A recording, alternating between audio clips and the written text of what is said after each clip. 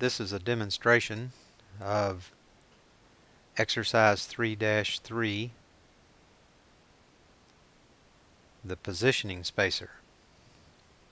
I have set up the grid to be a snap of 1/16 of an inch, and the grid lines are set to 1/4 inch, major lines every 4, and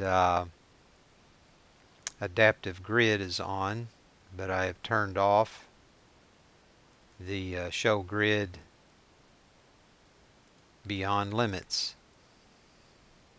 Display grid beyond limits is turned off. I left the units set to 4 places. It's a little overkill, and I have set the limits of the drawing, allowed them to stay at 12 by 9. We'll begin by looking at the object, the positioning spacer that you have in the book, and we begin with the lower circle, and let's establish the center points that we're going to work from. So that's common with anything that is circular or has a lot of centers of holes. We need to establish those first. I'm going to go to my layer properties, which you will study in chapter 4, and I'm creating a layer that I will name construction, C-O-N-S-T, and I will make that layer a dark gray. I will set that layer current. Let's see how that gray looks on here. It may not show up.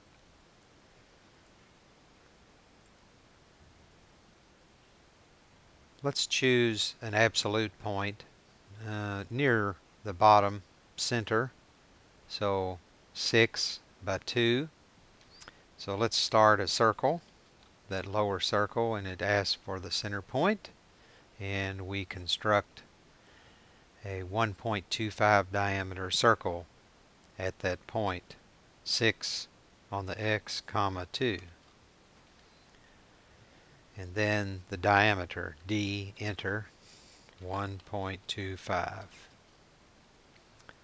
Yeah, that shows up right nicely. Then the next center is up at an angle, which is 30 degrees off of the vertical, which means it's 60 degrees from 0, which all of our degrees in CAD are measured counterclockwise, 0 to 90 to 180, 270, and back to 0. So I begin with a line, and I want to attach to this center. So I can hold down the Shift key on my keyboard and right click and bring up a pop-up menu of O-snaps available. And I pick center and move slowly until it highlights, and then I need a line that is over 7 1/4 inches long based on the dimensions of the object, so about 8 inches long and 60 degrees. So I'll do @ 8 for the distance, comma, angle, okay, which is the less than symbol, 60. Then I need one off to the left, another center line that's 45 degrees, the same length. So line, we'll turn on our O-snaps and grab the end point of the line I just drew, and @ 8, angle symbol, and then it's 45, measuring all the way from 0 over here to the right, and it's 45 from the 90 degrees, so that would be 135 degrees. Then the center arc that controls the location of those on this center line, it is specified to be 6 inches. So I'm going to draw a circle radius with this as the center and 6-inch radius. Now I know the center point for those two outer holes or circles, and there's two of them, 1 inch in diameter. So circle, intersection lights up for me because I have that set in my O snaps, and the radius would be 0.5. And the default, you see, is stored by AutoCAD, so I can just press enter. Alright, then there is a larger circle attached to that same center that is 1.25 in radius. So I will do circle again, center, and this time the radius is 1.25.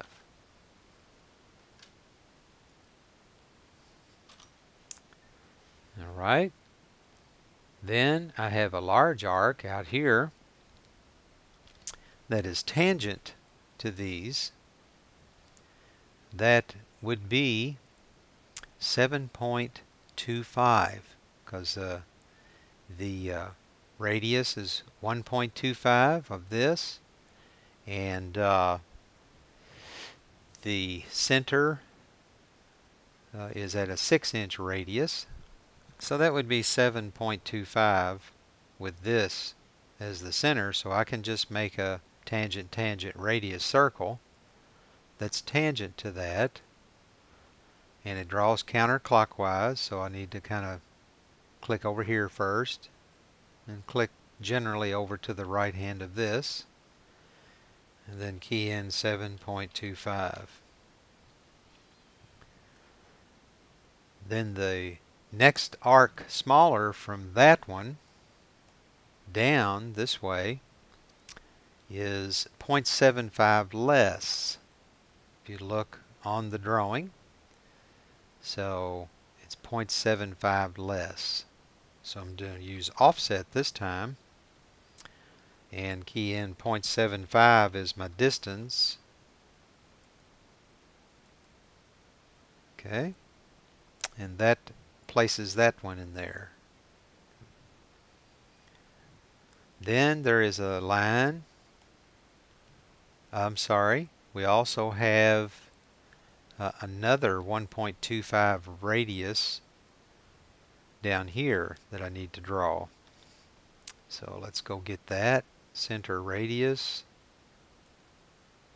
and 1.25.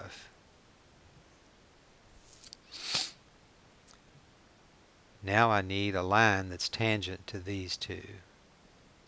So line, shift right click, tangent, shift right click, tangent.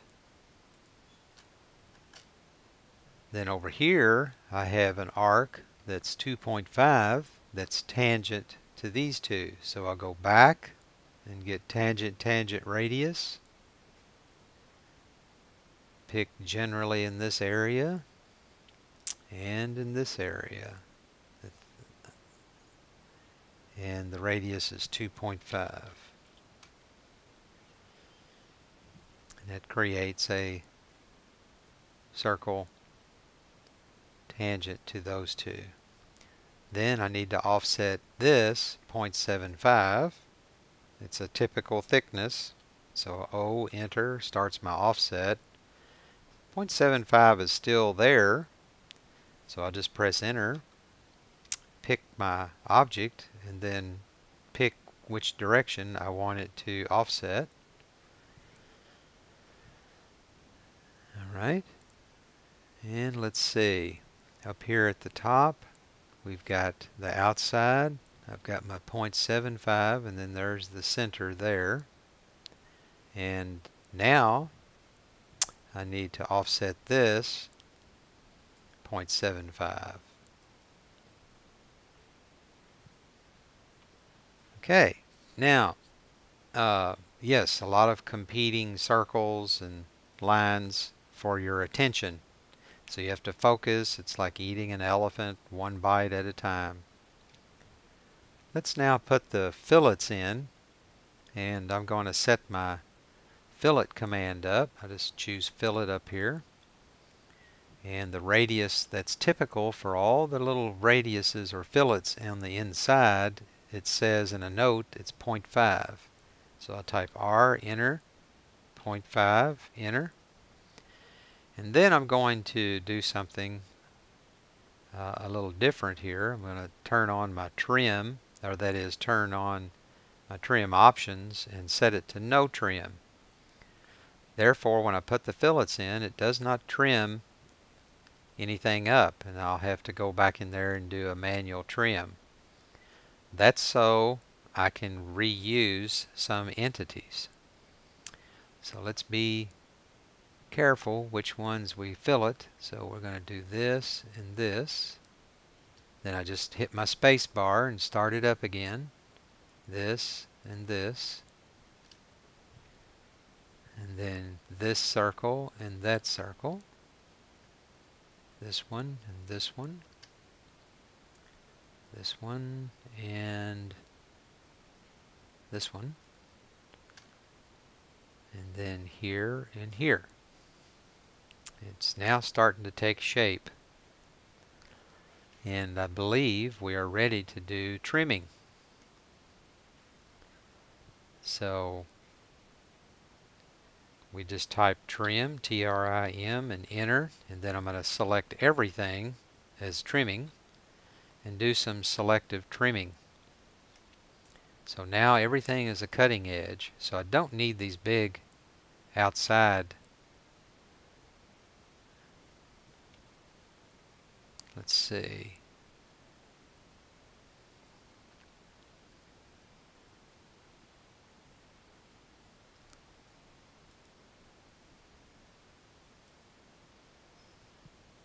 So once again, I had to stop and check on something.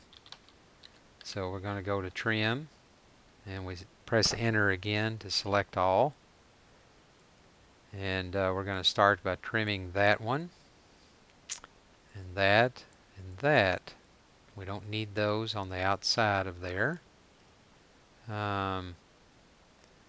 Let's trim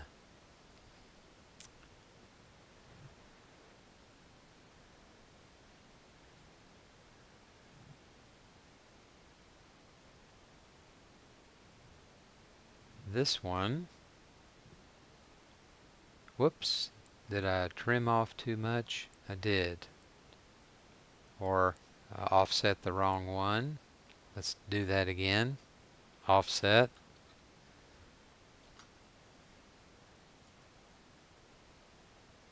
Yeah, there it is. This is the center, so I put that fillet in the wrong place. That's why you have that trim turned off on this project. Now I can just delete those two. That's the center line. Yeah, that looks better.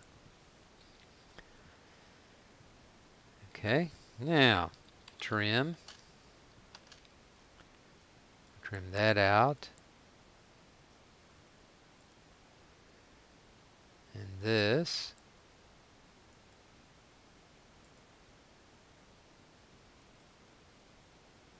Apparently is not. There it goes.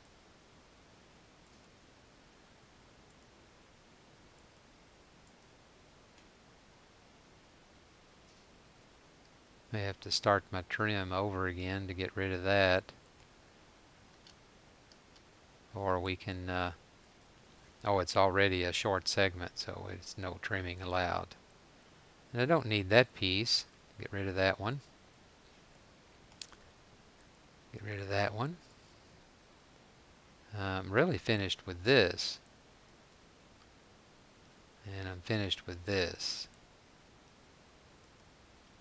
It's not part of the project that we have to submit. Trim.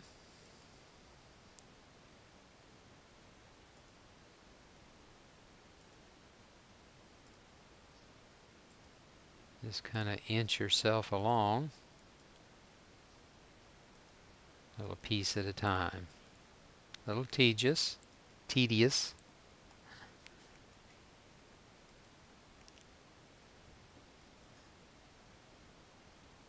Until you're finished trimming everything that is not needed to have the right type of view.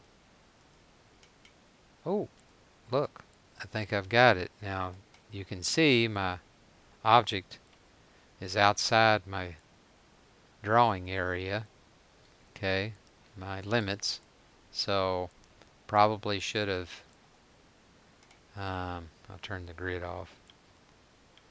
Probably should have made the limits a little larger. So let's just do that before I close. So I'll just type limits.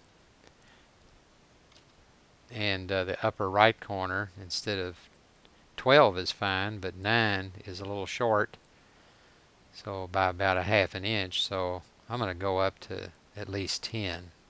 So 12, comma, 10. There. Now let's move it back to the 0 layer, which we normally create an object layer to put it on. Let's do that. So we'll go to layer and we'll click on new layer and we'll change this to object OBJ and we'll change the color to blue. Then I just window the entire object, go up here to my drop down list of layer and pick object. Now everything has been moved to the object layer. Zoom all. Here we are. And then we just got to name it. Now I should have been saving it as we were going. And we'll put it in here.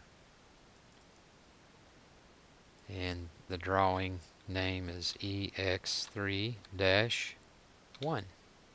And then it would be my initials.